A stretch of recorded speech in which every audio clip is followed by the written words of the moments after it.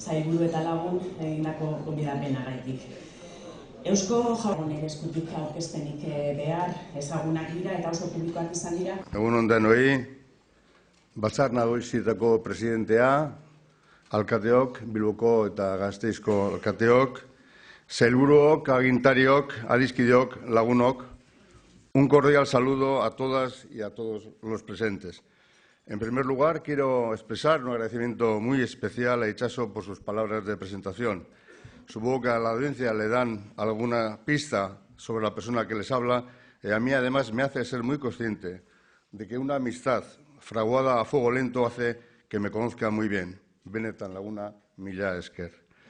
Efectivamente, nos encontramos en momentos de tender puentes, de acordar entre diferentes. La sociedad nos lo está pidiendo a gritos. Agradecido también al Foro en Europa por el interés y la confianza que demuestran un año más. Es un honor y un desafío, y así espero que no defraudarles y poder abonar el camino para una tercera intervención. Las circunstancias de aquella primera intervención fueron muy especiales. El año 2017 fue un año extraordinario para la Hacienda Autónoma del País Vasco, debido a los acuerdos de la Comisión Mixta de Concierto Económico que pusieron fin a un periodo largo de desencuentros y lograron la normalización de las relaciones financieras con el Estado.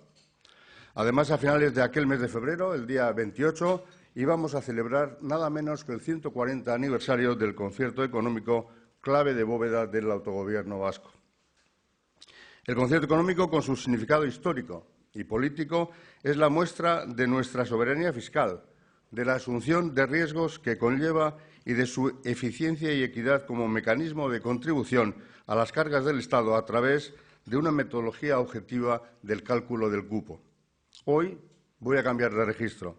Las circunstancias económicas y políticas han variado de forma considerable en poco más de año y medio.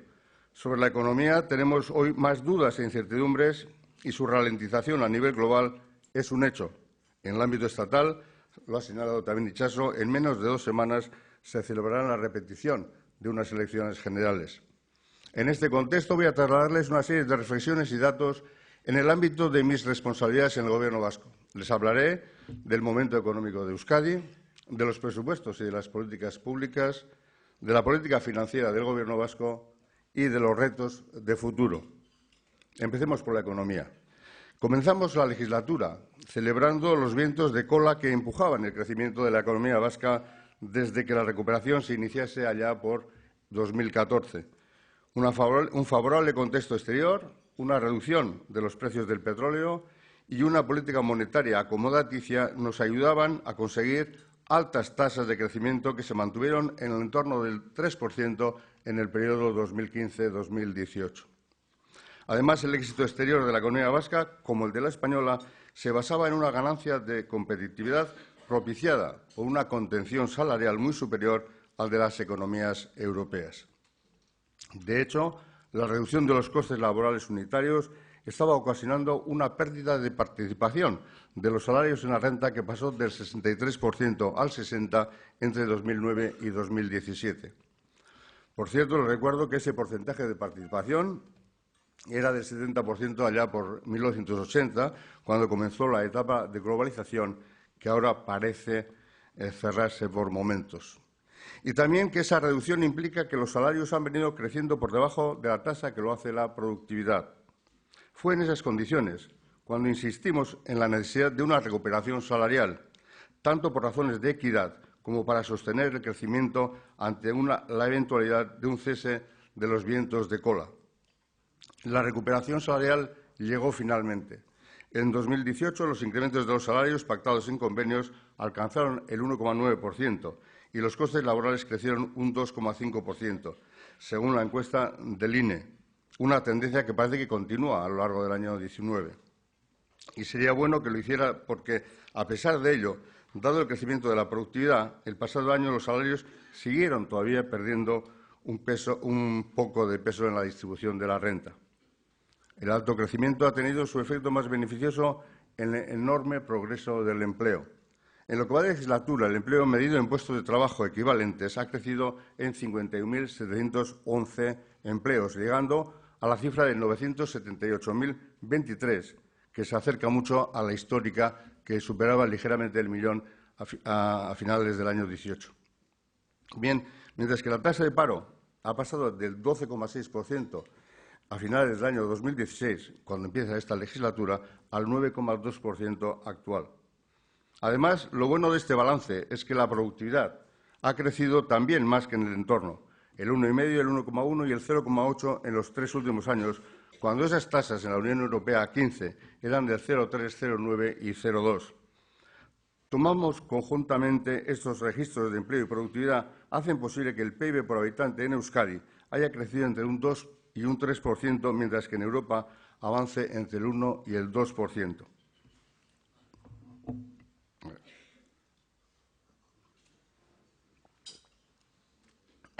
¿Saben lo que supone ese diferencial de mantenerse a largo plazo? Pues que la economía vasca doblaría su PIB por habitante en 28 años, mientras que el de Europa solo crecería el 50%. Naturalmente, este escenario no es realista a largo plazo debido a que el efecto de la transformación de nuestro mercado de trabajo a través de más participación laboral irá menguando con el tiempo y porque, aunque la productividad es una fuente inagotable de crecimiento, tampoco es fácil conservar esos diferenciales tan favorables. Aún así, el mensaje que nos lanza es claro en relación al enorme poder de la magia del crecimiento para transformar la realidad. Pero dicho esto, tampoco podemos olvidar que hoy estamos volviendo a niveles de convergencia en renta con la UE 15 de los que ya disfrutamos hace mucho tiempo y que perdimos por la menor resiliencia de nuestra economía durante la crisis y especialmente durante la gran recesión. Y en este punto debo reconocer que nos ha costado mucho comprender la naturaleza de la última crisis y extraer enseñanzas de futuro, pero que cada vez somos más conscientes de las enormes consecuencias del largo proceso de financiarización que desembocó en la burbuja financiera e inmobiliaria.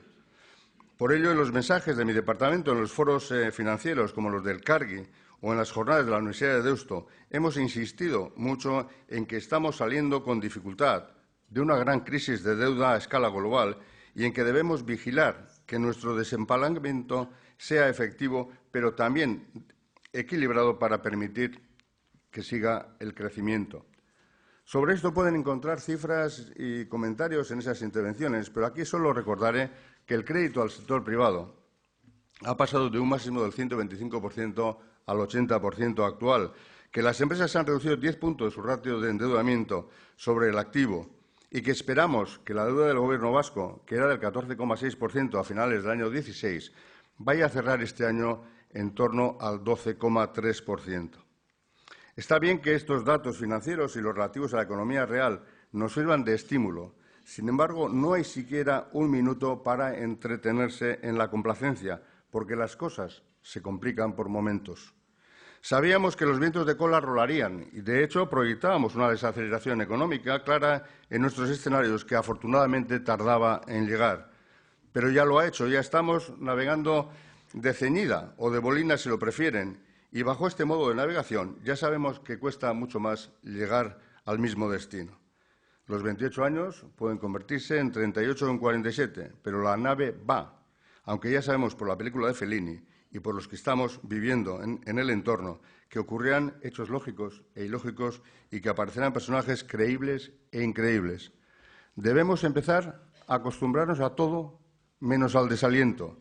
Lo que tenemos que hacer es consolidar un crecimiento potencial del 2% que se componga de al menos un punto de productividad y deje otro punto para el empleo.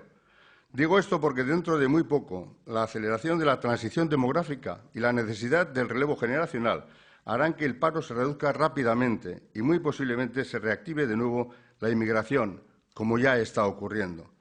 A lo largo de los últimos años hemos venido creciendo alrededor del 3%, una tasa elevada si la comparamos con la de los países de nuestro entorno y que nos ha permitido crear empleo y ganar productividad. En 2019 esperamos que la economía crezca un 2,2% y el empleo lo haga en un 1,6%, y que el año 2020 la economía crezca en un 2% y el empleo en un 1,2%. Nuestro crecimiento sigue siendo aún considerable y sería muy positivo que se consolidara a nivel del 2%. Respecto al empleo, el Gobierno preveía cerrar 2019 con una tasa del 9,9% y 2020 con el 9,8%, cumpliendo de esta manera nuestro compromiso, nada fácil, de legislatura de reducirla por debajo del 10%. Ahora les hablaré del presupuesto y de las políticas públicas.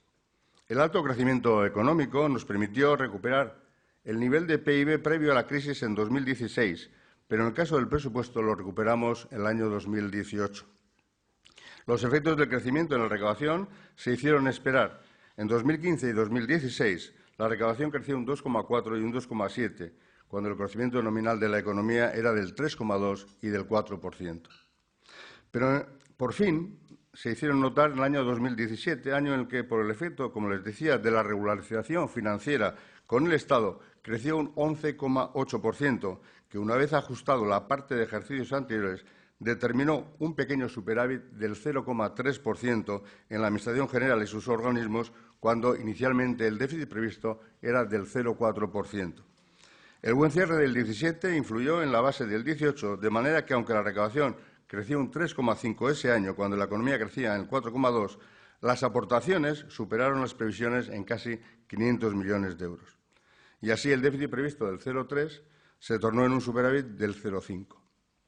Estos resultados obtenidos en lo más alto del ciclo no son nada excepcional, sobre todo teniendo en cuenta las importantísimas mejoras introducidas para que este ejercicio 2019, gracias básicamente a las 3 leyes presupuestarias complementarias que se aprobaron en febrero. Así, el capítulo de personal ha crecido un 4,9%, porque al incremento normal se le unían las mejoras del pacto alcanzado en la educación. Las prestaciones de la renta de garantía han tenido aumentos del 3,5 y del 4,5 para los pensionistas. El gasto en I+D+I ha subido un 6,5% y la inversión un 7,4%, a lo que habría que sumar un crecimiento adicional de la inversión de un 7 más, gracias al paquete de inversiones financieramente sostenibles que pusimos en marcha. Esperamos de esta forma poder cerrar el año con un pequeño superávit del 0,2% del Producto Interior Bruto, tras las cifras acordadas recientemente en el seno del Consejo Vasco de Finanzas Públicas. Hemos aprobado en el Gobierno el proyecto de presupuestos para 2020, que consolida esos avances, pero no puede ser tan expansivo. El del 19 creció un 3,6 y el de este año 20 va a crecer en un 2,9 el gasto no financiero, porque debe cumplir la regla de gasto, no se debe incurrir en déficit y porque la recaudación se espera que aumente un 2,5%. No voy a inundarles de datos que ya han sido publicados, pero sí destacar el enfoque de género y el reto del Gobierno que ha asumido con intensidad frente al cambio climático. Hemos recibido en el Departamento de Hacienda y Economía cerca de 100 informes donde se detallan las actuaciones dirigidas a reducir la brecha salarial, a combatir la violencia contra las mujeres y a trabajar por la igualdad. El 10,5% del presupuesto analizado incorpora en la planificación 2020 la perspectiva de género. Alcanza una cifra de 1.236 millones de euros. Además, coherentes con la declaración de emergencia climática aprobada el 30 de julio, hemos cuantificado el esfuerzo económico que se realiza entre los diferentes departamentos para avanzar en la acción contra el cambio climático, logrando una cifra global de 540 millones de euros. Por otro lado, el 77,5% del presupuesto se destina a gasto social y la inversión pública cuenta con un 10,2% más de presupuesto, superando los 1.000 millones de euros. Clara apuesta por la innovación, con casi 500 millones en plan de ciencia, tecnología e innovación. Pero también la crisis económica reciente impactó sobremanera en la estructura del gasto público, reconfigurándolo en una parte considerable del mismo. El nivel de gasto del año pasado era igual al de antes de la crisis, pero su composición era muy diferente. El peso de la renta de garantía se duplicó con la crisis desde el 0,3 al 0,6. La salud absorbió 0,4 puntos más, la educación 0,1 y los intereses de la deuda 0,2, todo ello en términos de Producto Interior Bruto. ¿Cómo se hizo, pues, el ajuste? Pues sobre todo a través de los gastos de personal, que suponen más del 40% del total del presupuesto y también de la inversión. Todos los ajustes son discutibles, pero las leyes que se aprobaron para regular una situación económica tan grave de las finanzas públicas lo hicieron, en mi opinión, de una manera equilibrada, priorizando la protección a las personas y los servicios públicos fundamentales, en especial la salud, que debido al progreso tecnológico y al envejecimiento de la población demanda crecientes recursos.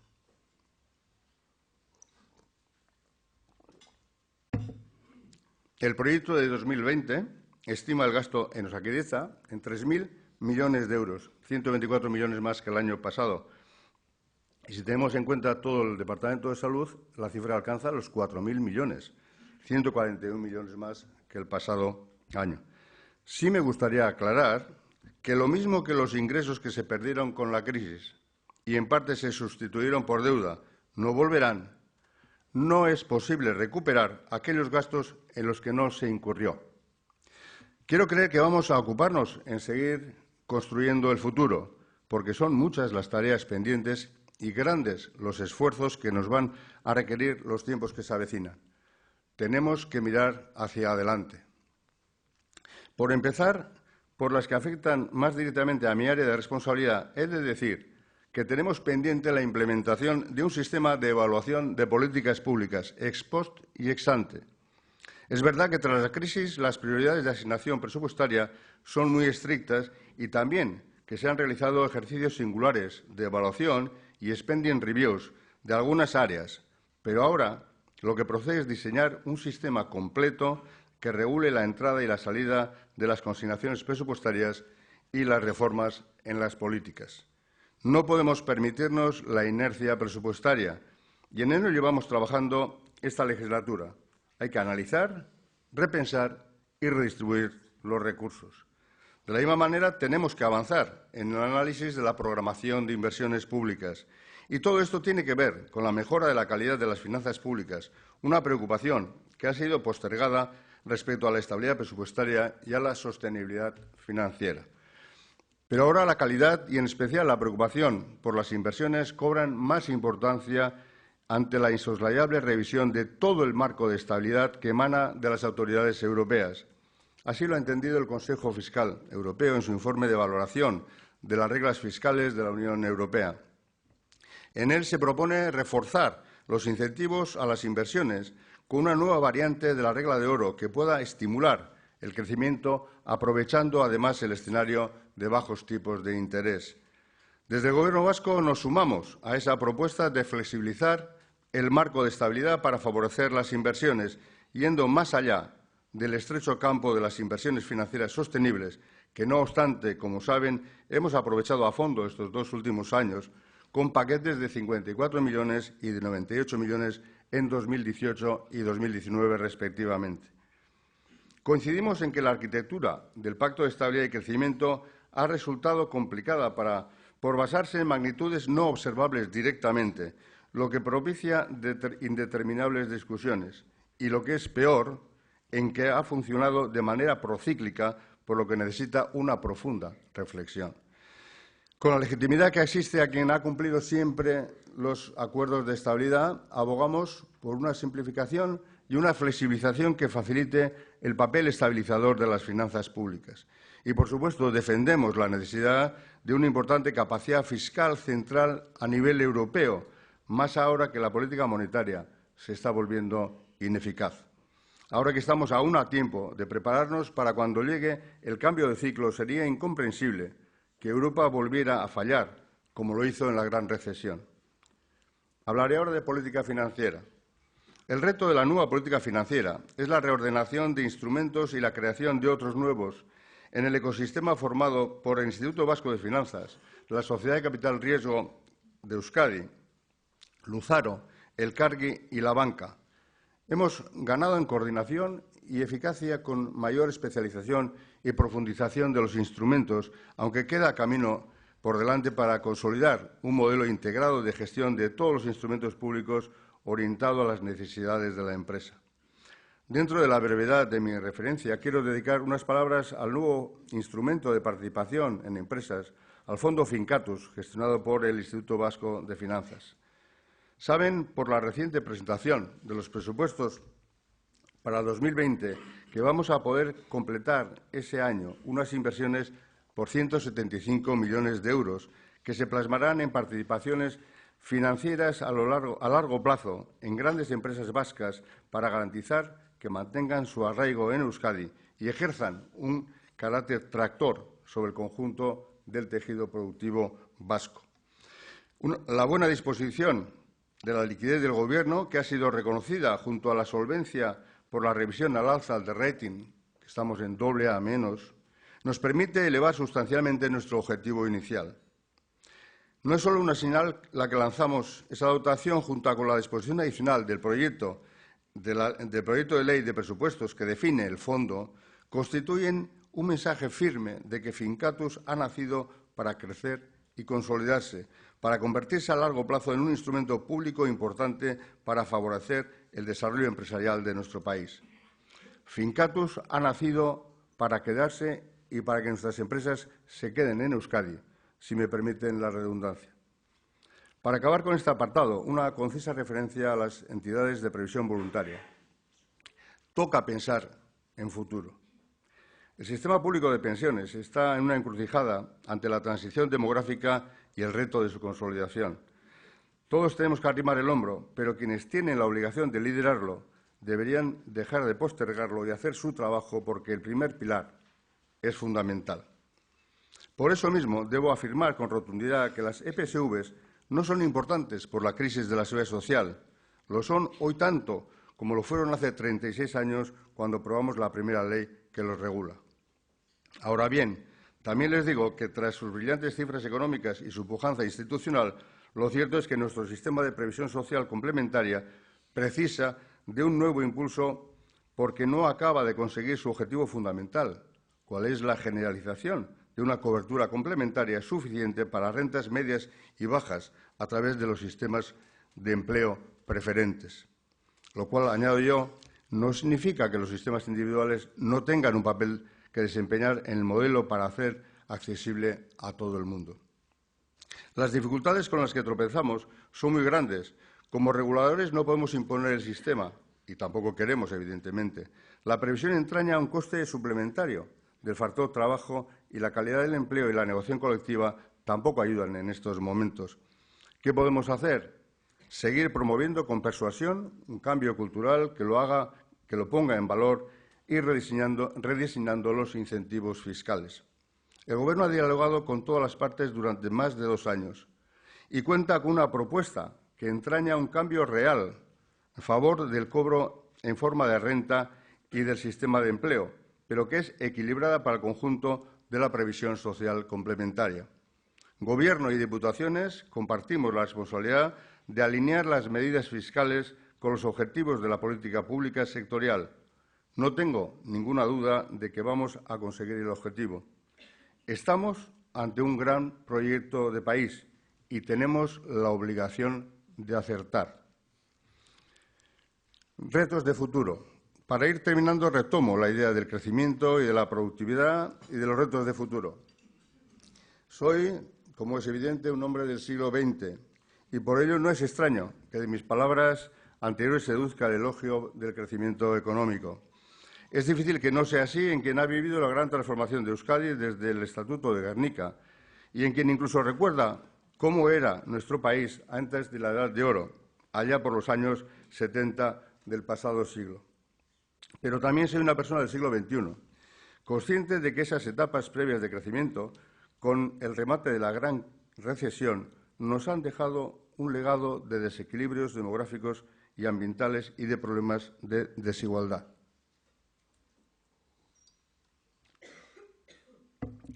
La crisis del modelo familiar nos ha conducido desde tasas de fecundidad del 2,8 en 1975 a un mínimo del 0,9 en el 95 que se ha recuperado algo hasta el 1,34, pero que está muy lejos del 2% que es necesario para la reproducción de la población. La transición demográfica, ya en marcha, supone que en el año 2000, entre el 2015 y el 2030 se precise el relevo de 370.000 personas ocupadas, lo que, unido a cualquier hipótesis modesta de crecimiento, arroja una cifra de oportunidades de empleo de más de 500.000, cuando la población activa tiende de forma natural al estancamiento. Sabemos que la respuesta endógena de la economía atraerá inmigración neta como lo ha vuelto a hacer en los últimos años, 14.700 personas el año 2018, y que la población activa crecerá, pero aún así el desafío de semejante renovación de capital humano es colosal. Además de ello, habrá que hacer frente a las necesidades que se derivan del envejecimiento de la población para los servicios sociales y para el sistema de salud.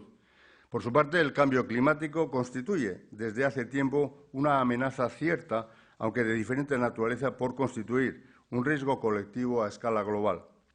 Y que seamos alumnos aventajados en la reducción de emisiones o, por el contrario, actuemos como free riders, no nos garantiza un resultado de ningún tipo.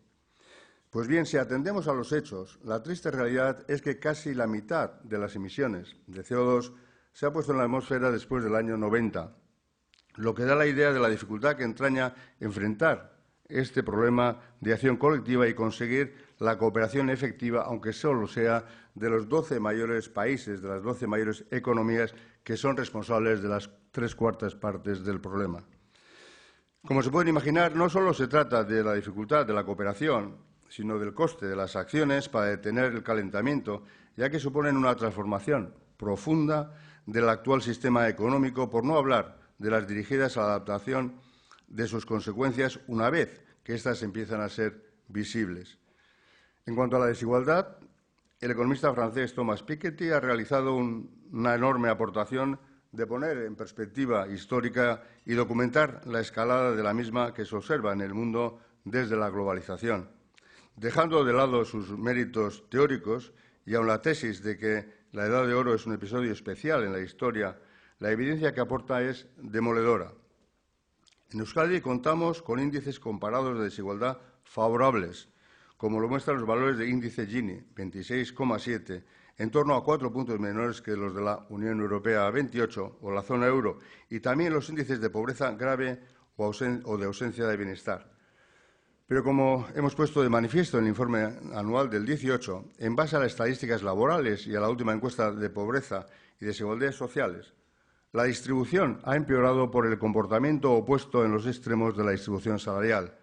Se estancan los salarios en la parte de abajo y crecen los salarios en la parte de arriba. Y también ha aumentado el índice de pobreza relativa por las familias monoparentales, las personas solas y los hogares con inmigrantes. Bien, creo que habrán adivinado que con estas pinceladas sobre los retos de futuro no pretendo ni tratar todos los problemas ni aportar diagnósticos profundos o abanicos de medidas.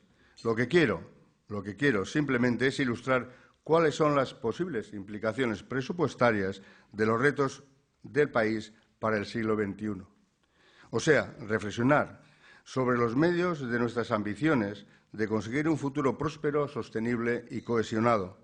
Piensen en el gasto en la política de familia e infancia de los países más avanzados, que, dicho sea de paso, tampoco garantizan de por sí el éxito en materia de natalidad. Piensen en las políticas de empleo y capital humano, en la activación y cualificación de esos contingentes que van a protagonizar ese enorme relevo ocupacional. Piensen en la transformación energética, ecológica y la lucha contra el cambio climático.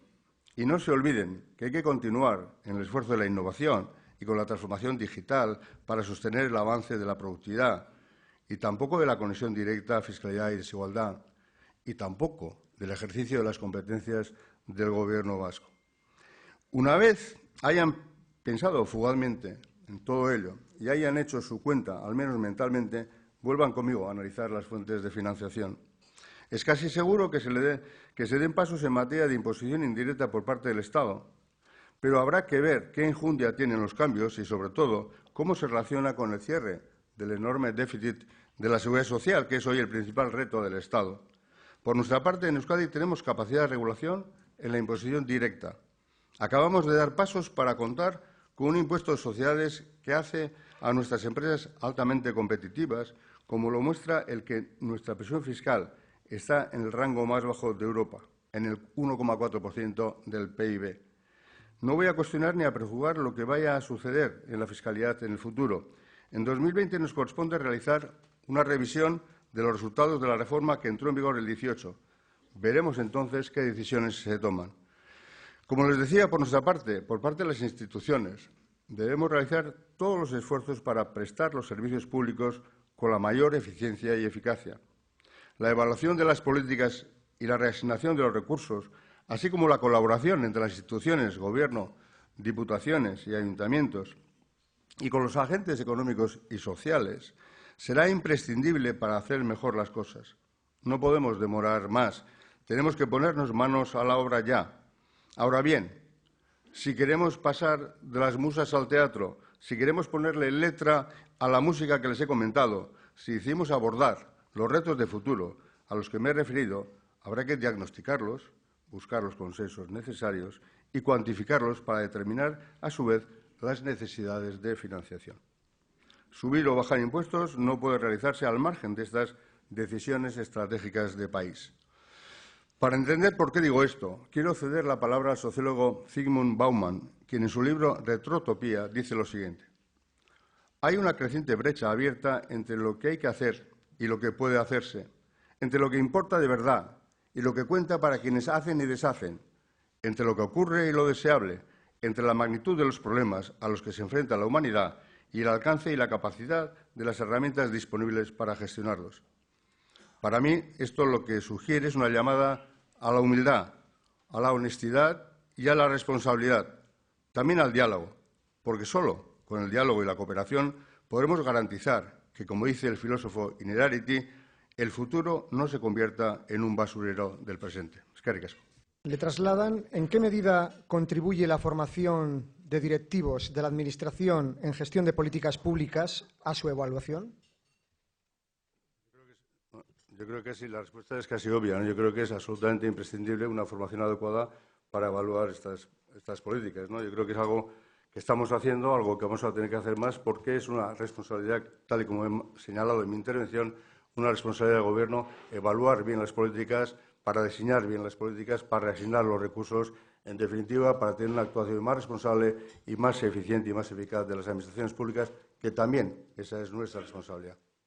La revisión a la baja del crecimiento de la economía vasca, que ahora se sitúa, según el Gobierno, en el 2,2%, ¿significa que la desaceleración es mayor que la prevista a comienzos de año? No, inicialmente teníamos esta previsión para el año 2020. Lo que ocurre es que, bueno, para el año 19, perdón, no para el 19. Es que para el 20 también coincide el 2,2, no el 2, bien. No, teníamos inicialmente esta cifra del 2,2. Posteriormente, el primer trimestre dio unos resultados bastante buenos en la economía y pensamos, bueno, pues que esto nos podría llevar a una revisión. Analizamos con nuestros métodos y con nuestros modelos que tenemos en el Gobierno y pensamos que era razonable estimar un 2,3, subir una décima, ¿no? Posteriormente, la evolución económica posterior, bueno, pues nos desmiente un poco ese optimismo del primer trimestre y volvemos otra vez al 2,2, pero el 2,2, 2,3, décima arriba, décima abajo, desde luego no es nada significativo. Y lo que sí refleja es que el Gobierno está continuamente analizando cuál es la realidad económica para seguir muy de cerca las pequeñas variaciones incluso. Si hay superávit de recaudación, si es injusto, si no existe en Europa, si empuja a la salida del dinero, ¿por qué no se elimina el impuesto sobre el patrimonio ya? Sobre esta cuestión también Carlos Gorría Cortázar, jubilado de BBVA, le pide su opinión sobre el impuesto de patrimonio y sucesiones, las fugas a Madrid. Bueno, yo creo que sobre esta cuestión podría extenderme bastante y voy a tratar de hacerlo lo más breve posible, ¿no? Yo creo que sobre las reformas impositivas hay que hablar con responsabilidad, ¿no? Y teniendo en cuenta todas las cuestiones que he intentado yo tratar de poner sobre la mesa en mi intervención. No se puede aislar y analizar independientemente una subida de impuestos sí o una bajada de impuestos sí, ¿no? Yo creo que eso hay que analizarlo, insisto, en su globalidad. Bien, teniendo en cuenta esto, yo creo que al Gobierno muchas veces tengo la sensación de que se le pide Oye, ¿por qué no bajar los impuestos? Pero eso sí, sigues haciendo lo mismo, das los mismos servicios públicos de igual calidad, porque si no me voy a quejar yo como ciudadano. Parece que el Gobierno tiene una especie de o varita mágica o algo, una máquina de hacer dinero, algo que parece que otros no tienen. Pues no, el Gobierno no tiene varitas mágicas, el Gobierno necesita dinero para hacer cosas. Y si las cosas que entiende que debe hacer el Gobierno son las políticas públicas, y además creo que en eso estaremos básicamente de acuerdo todos los presentes, yo creo que plantear reducciones de impuestos sin más no tiene mucho sentido. Yo si a un empresario le dijera, oye, ¿por qué no dejas de vender en América? ¿Por qué no dejas de invertir en...? Me diría, no, tengo que vender porque quiero tener más beneficios, tengo que repartir dividendos, tengo con esto que impulsar más actividad, generar más empleo, a su vez también pagar más impuestos y esto es bueno para todos. Y digo, hombre, esto es correcto, la respuesta es correcta. Si le preguntara a un trabajador, tú ganas 40.000 euros, ¿por qué no bajas un 20% de tu sueldo? Y dirán, hombre, he estado trabajando un montón de años, tengo una experiencia, formación, he hecho unos máster y además ahora tengo unos hijos y quiero mantener, pues eso, un nivel que entiendo que desde mi esfuerzo se tiene que derivar, con lo cual, bueno, además esto es bueno, pues efectivamente para el problema demográfico. Le diría, pues hombre, la respuesta es correcta también, parece, ¿no?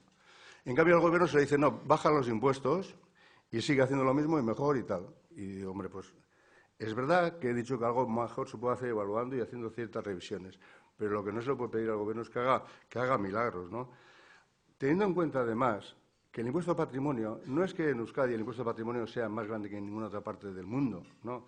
En el Estado español, solo Madrid y La Rioja tienen impuesto de patrimonio más bajo.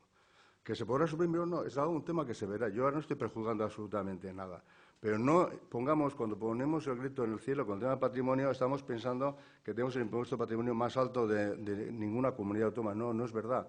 Solo La Rioja y Madrid tienen un impuesto de patrimonio más bajo. Y veremos lo que le dura a Madrid, digo, porque la ministra Montero ya está diciendo, bueno, pues que va a tener que homogeneizar esos impuestos, porque lo que no vale es cuando tú tienes capacidad normativa para poner impuestos, los bajas y luego pides dinero al Estado que te dé a través del modelo de financiación autonómica, ¿no? Entonces, no sé tampoco qué es lo que va a pasar con esto.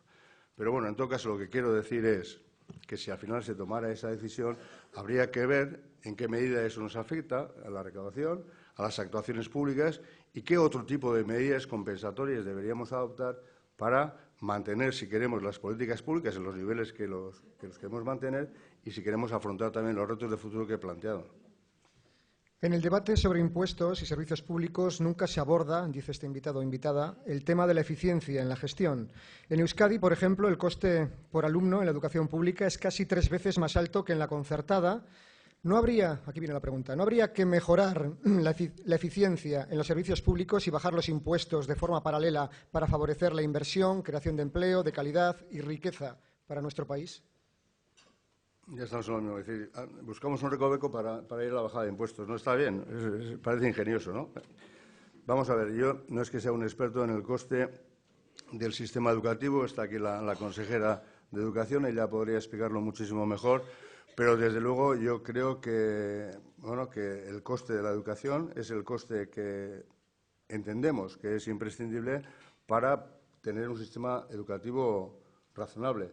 Nosotros tenemos nuestros requerimientos educativos, seguramente que otras comunidades puedan no tener, por el tema lingüístico, etcétera, y eso también tiene que tener un coste. Nosotros queremos que el coste sea universal, la educación sea universal, y el coste que sea el más eficiente posible, pero desde luego que no afecte a la calidad de la educación, porque creemos que una buena educación es el futuro un poco de un buen país. Jesús Puello Rodero, que es magistrado, le traslada la siguiente pregunta. ¿Qué hacer frente a la reducción o eliminación de la hucha de las pensiones? ¿Reducir las prestaciones o incrementar los impuestos? Bueno, eso lo tendrá que preguntar al Pacto Toledo, al futuro presidente, que a lo mejor es Pedro Sánchez. Ellos tendrán que asumir ese tipo de responsabilidades y de decisiones. Yo supongo que no es fácil reducir el déficit de la seguridad social. Durante años se viene hablando en que, podría haber una posibilidad de pasar parte de lo que no son estrictamente pensiones a lo que sería el presupuesto. Bueno, veremos cómo lo van a instrumentar, no lo sé. Pero bueno, desde luego algo van a tener que hacer y seguramente algo fuerte, no con palabras, sino con recursos. Carlos Gorría, jubilado de BBVA, le traslada otra pregunta. Le pide su opinión sobre el equilibrio de cuentas y no a deuda en este comienzo de desaceleración. Le pregunta su opinión sobre el equilibrio de cuentas y no a deuda en este comienzo de desaceleración? Vamos a ver, nosotros, en el ejercicio 2018 y 2017 tuvimos un superávit. Parte de ese superávit lo empleamos, como he comentado también en mi intervención, a las inversiones financieramente sostenibles, para dar un impulso importante a la inversión pública, que también, como he señalado, durante la época de crisis sufrió especialmente, ¿no? Y el resto, lo que no se destina a la inversión pública sostenible, lo tenemos que dedicar necesariamente a la reducción de la deuda pública. Entonces, lo que estamos haciendo ahora es un plan de desendeudamiento, bueno, pues que de alguna manera es obligado, pero también, diría yo, que es absolutamente voluntario en el sentido que creemos que, llegado al máximo de la deuda del año 2016 y dado cómo ha ido la recaudación estos años, lo lógico es bajar la deuda. ¿Para qué? Pues para que tengamos un margen de maniobra para el futuro adicional mayor, por si vienen maldadas, ¿no? Yo creo que esta es una política absolutamente responsable. Al hilo de lo que comenta, el Gobierno ha rebajado la deuda, ¿no?, en 600 millones de euros a lo largo de 2019. ¿Significa que están guardando cartas a futuro ante ese escenario? Eso es, eso es. Primero, insisto que una vez realizadas las inversiones sostenibles, el resto del superávit hay que utilizarlo a reducir deuda, y esto lo que nos va a permitir es ganar margen de maniobra para actuar en el futuro. A pesar de que tenemos la deuda, vamos a tener la deuda este año en el 12,3% del PIB, la mitad que la media de las comunidades autónomas del Estado, que está en torno al 24%, y muy lejos de otras muchas comunidades autónomas. Estamos en la mejor situación. Se ha referido usted en su intervención a las EPSV. Le preguntan, ¿propone el Gobierno eliminar el incentivo del 40% al rescate como capital de las EPSV individuales? El Gobierno de momento no propone nada. El Gobierno no propone nada, al menos en público. El Gobierno lo que tiene... No, el Gobierno lo que tiene es una propuesta fiscal que la llevará donde tiene que estar, que es en el órgano de coordinación tributaria, y ahí es precisamente donde hay que analizar estas propuestas, bueno, y debatir, ¿no? Y luego casar todo, los recursos con los compromisos políticos, ¿no? No parece fácil. Bueno, lo intentaremos, ¿no? Muy bien. ¿Están generando perturbaciones en la economía vasca, en concreto en sectores como el vino o la industria aeronáutica, los aranceles de Donald Trump a la Unión Europea? Sí, bueno, yo creo que Estados Unidos es la tercera economía a la que exporta Euskadi. O si no es la tercera, es la cuarta. El Reino Unido y Estados Unidos son la tercera y cuarta economía. A Estados Unidos, lo que pasa es que concretamente en Euskadi, lo que afecta a los aranceles, que son ahora el tema del vino, aceites, etcétera, yo creo que es una parte muy pequeña, una parte cuantitativamente pequeña de las exportaciones, que viene a ser el 1,5, creo que, de todo lo que se exporta a Estados Unidos, que puede ser en torno a 30 y pico, 40 millones de euros, ¿no? Pero claro, al estar focalizado solo en un sector muy concreto, que es el sector del vino, puede afectarles muy directamente a ellos. Bueno, y habrá que ver en qué medida les afecta y, bueno, qué es lo que se puede hacer, ¿no? Vamos también con preguntas de rabiosa actualidad. El Gobierno vasco comienza esta semana a negociar el borrador de los presupuestos. ¿Ve usted, señor Azpiazu, sobre todo a Elkarrekin Podemos con mayor predisposición a apoyar estas cuentas? ¿Hay que evitar a toda costa una nueva prórroga presupuestaria? Bueno, yo siempre lo he dicho, como consejero de Hacienda no prevé una prórroga presupuestaria, ¿no? Si yo planteara una prórroga presupuestaria, evidentemente sería más fácil para mí, pero sería yo, como consejero, un irresponsable. Yo voy a trabajar para que exista un presupuesto aprobado el 1 de enero. Bien, ¿con quién? Yo lo dije que lo iba a hacer con todo el mundo. Ha habido partidos que parece que es más complicado. Parece que el Partido Popular, bueno, les llamaré, y veremos si cambian la posición. Pero el Partido Popular lo que ha planteado es una rebaja impositiva de 1.500 millones de euros, que a mí, de luego, cuando lo plantearon me dio escalofríos, porque pensando lo que me estaba costando hacer el presupuesto y que se planteara una rebaja adicional de 1.500 millones, además planteaba que el coeficiente vertical variara en contra del Gobierno en 10 puntos, es decir, me estaba quitando, entre comillas, otros 1.000 millones, pues si yo suelo compensar que tengo que hacer un presupuesto con 2.000 millones menos, yo ahí tengo a los compañeros de gabinete. Les puedo preguntar que vayan echando dinero a una boina a ver si conseguimos los 2.000 millones. Creo que antes me darían un par de leches, ¿no? Yo creo que los planteamientos que se hagan desde la política tienen que ser planteamientos realistas. Es que si los planteamientos no son realistas, no son planteamientos políticos. Los planteamientos que se hacen en la política tienen que ser para tratar de llegar a acuerdos y para que sean posibles implementarlos y para que esa actuación sea buena para el conjunto de los ciudadanos. Es que se nos olvida, el Gobierno trabaja para el conjunto de los ciudadanos. Se nos olvida. A veces. Hablando de dineros, ¿qué plantea hacer el Gobierno ante la petición del colectivo de Adostus que reclaman las primas de jubilación? O sea, yo entiendo que lo reclamen, pero al Gobierno esto le preocupa profundamente. Le preocupa profundamente por varias cuestiones. Una, por un tema de justicia social o de equidad. Yo creo que no tiene sentido, como lo decía también en mi intervención, recuperar los temas del pasado. El pasado pasó. A unos perdieron las primas de jubilación, otros en el sector privado perdieron el empleo y otros perdieron, yo qué sé, más cosas, ¿no? Entonces, yo creo que volver continuamente la vista al pasado para tratar de recuperar el pasado en todos los términos me parece en sentido injusto. Además, una cuestión que hay que decir, es decir, los que tomaron la decisión cuando se jubilaron o cuando no se jubilaron sabían exactamente cuáles eran las condiciones legales con las que estaban actuando. Los que se jubilaron hace el año 2012, el 13, el 14, sabían que no tenían derecho a esa indemnización. Lo sabían y unos decidieron jubilarse y otros no. Bien, lo que no cabe ahora es decir, no, y ahora, por una ley en el Parlamento, aprovechando que el Gobierno no tiene mayoría absoluta y si tratamos de juntar el resto de la oposición, bueno, podemos hacerle un roto al Gobierno, que ese puede ser un placer, pero de luego es una irresponsabilidad, y darle una cantidad de dinero a un colectivo pequeño, de rentas medias altas, una cantidad de dinero importante, que no sé si a ellos les vendrá bien, pero desde luego al Gobierno le hace un roto para acometer cualquier reto de futuro que he planteado y para llevar cualquier actuación. Las cifras las tengo aquí, están más o menos cuantificado. Además, no es solo los de Adostus, no es solo un tema de los maestros, es también de los sanitarios, de la Administración General, de Seguridad, de Justicia. Si sumamos cuánto supondría recuperar las primas de todos los colectivos, superarían los 400 millones de euros en este momento. 400 millones de euros. Le voy a hacer un ejercicio sencillo. Si tenemos en cuenta que este año el presupuesto va a incrementarse en 300 millones de euros, de los cuales 200 prácticamente van a incrementos de personal, y nos quedan 100 millones para hacer cosas diferentes, si usted me quita 400 millones de euros de golpe, ¿qué perspectiva tiene en la siguiente legislatura? ¿Y qué perspectiva tiene para hacer cosas y afrontar los retos?